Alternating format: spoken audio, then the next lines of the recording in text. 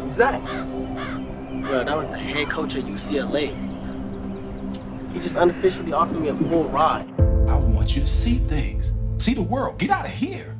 Scholarship can do that for you. I can get a scholarship for computer science. Bro, what? Los Angeles regulations, they shut down all basketball courts to stop the spread of the virus. Man, what? How we supposed to hoop? I gotta get that scholarship for my grandma, man.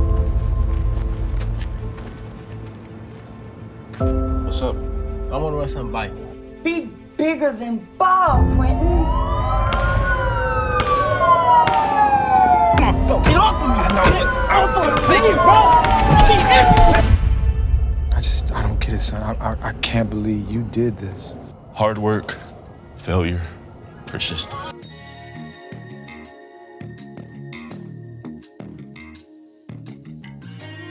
Welcome, welcome, welcome, welcome. Hey, Why not the film on BET? Yes, sir. Absolutely. Great to see you all. Glad you all are back. Let's start by all of you introducing yourself to the audience, as well as the character you played in the film. Okay.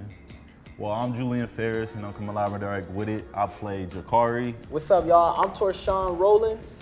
I played the role of Q, Quentin, in the film. What's going on? My name is Jacoby Dempsey, the role of Yakub.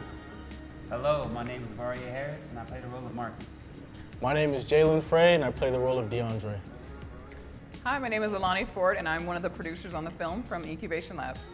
I'm Jerron Smith, another producer on the film from the Incubation Lab. What was the growth like from the beginning of the film to the end? I would say the growth was it's very humbling.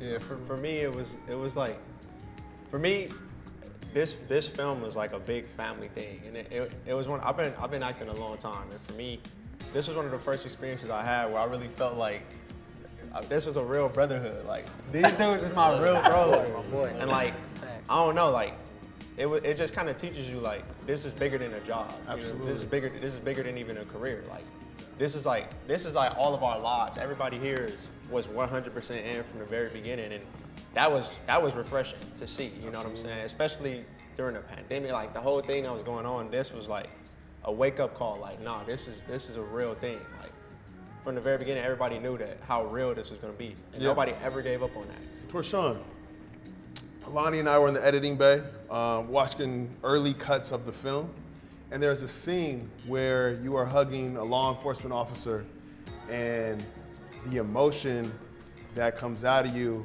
it was pretty profound.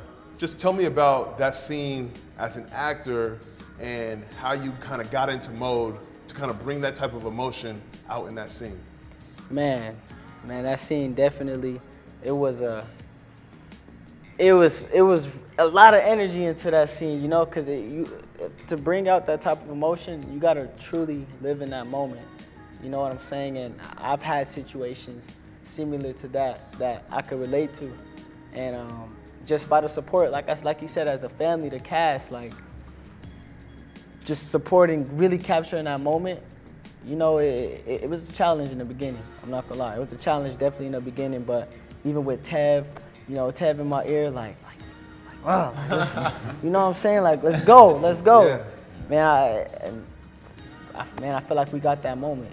And I wanted to know, how did all of you guys get into your character? Like, what was the preparation? Well, for me, Tevin literally told me, he was like, the reason you on this set is just because my character is kind of the goofy, like, clown, like, talking trash, like, making a joke. Actually, Jacoby, you auditioned for another character, I did. Is that right? And he was like, nah, none of that. He was like, nah, I know, you're Yakub. Wow. Like, he just told me to be me. Like, don't come over here, don't act, don't be phony. Like, literally, I need you to bring the energy that you just naturally bring. Just bring that to the set, bring that to the character. So like, honestly, this role for me it wasn't too much of a preparation process. Like, I really just got to lock in and just say, I'm gonna find out all the best and worst qualities of myself and bring them to this character, like, for better or worse. Like, whether or not you like me or not, I might be kind of that kid who's like, oh my goodness, this kid won't shut up. It's like, hey, that's what I'm here for. So I was happy to play that role. Now, is it true you guys all hoop? Are you guys all real ballers? Oh, we hoopers. Yeah, Come on now. Tell them the truth.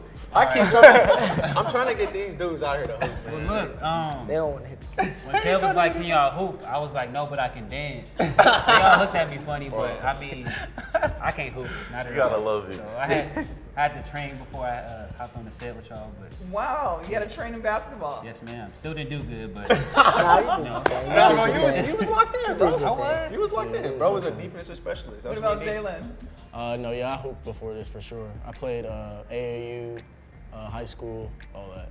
Oh, this guy. Where'd you play in high school? I went to Laces and Westchester. Julian, you truly don't hoop. No, I mean, I did. I do it probably for fun, but no, just as Jakari would say, it's not my thing. Yeah, we're hoopers.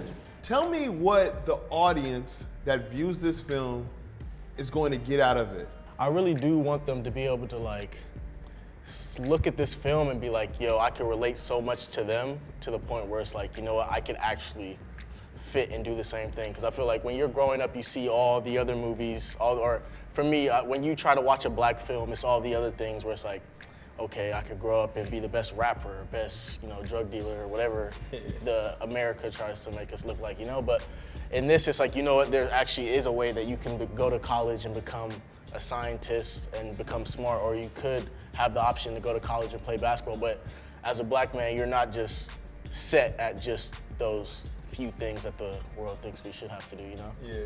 To me, this is timeless. Like, I feel like you could plug this in at any time, like within the last 50 years, and even 50 years from now, and that was the number one thing. Like, to me, that's what we're gonna get from this. Is like that timeless factor and the relatability, like you said.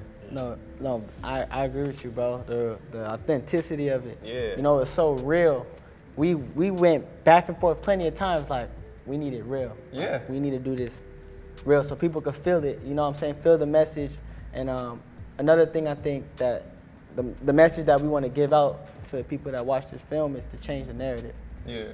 Definitely change the narrative. It's always, some people get categorized into one thing that they got to do, or people think that this is the only way to be successful, when you can do a lot of things. You don't have to necessarily go with what everyone else want to do. You don't got to rap or act or play basketball. You can change actual lives, in different type of ways. That necessarily isn't the route that everybody, would prefer to take, I'll say. Yeah, I feel like it would inspire the people that don't have a voice, the people that want to do other things besides what they're stereotyped to do. Like, for instance, like a lot of my family all love to hoop. They're like, oh, wow, Rachel's son, he's so tall. We got another one. How tall are you? I'm 6'4". Yeah. And they're like, oh, we got another one, a tall, yeah, Oh, you don't want to play basketball? What? Long story short, I'm trying to say is that Jakari's story is what so many kids go through today, but nobody really knows about it. And then when they see it and they watch it, they're like, wow, okay. And it gives them motivation in a way. What's your favorite scene in the movie? My favorite scene in the movie, I think I'm gonna get a little bit real here. So, for me, my favorite scene was the scene where the kids were outside and y'all came out and the glasses worked. Because for me, that was the scene where it went from yeah, we get it, you smart, you got it going on.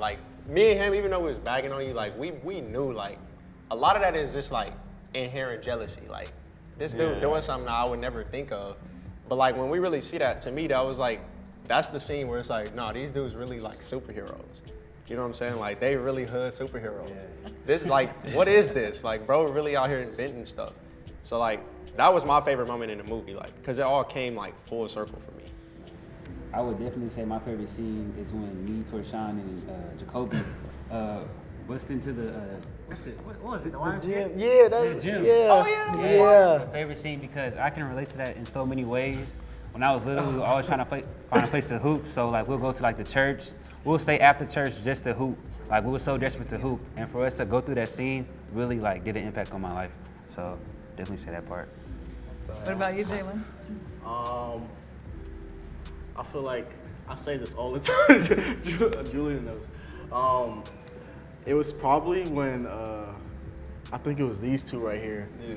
They it's more so funny to me, but it's they were bullying him, and they were like, "Give me your glasses, give me your glasses," and then it brings back all the memories to when we were doing the scene readovers, and they were talking to Tevin on like what they can say, just how mean they can be to him. Hell yeah. And then like I think that was the first time I really saw Julian like do that whole fake cry that he does when he goes, "Stop, give me back my glasses," or whatever. So like whenever I think about it, I always think about like that it's funny to me. So how real was the process of filming? How authentic was this? Oh man, Give us the real. it was very, very authentic. We shot in Crenshaw, in the heart of Crenshaw. So everything that film is showing, we was there. It was very authentic. Check out Why Not on BET February 4th.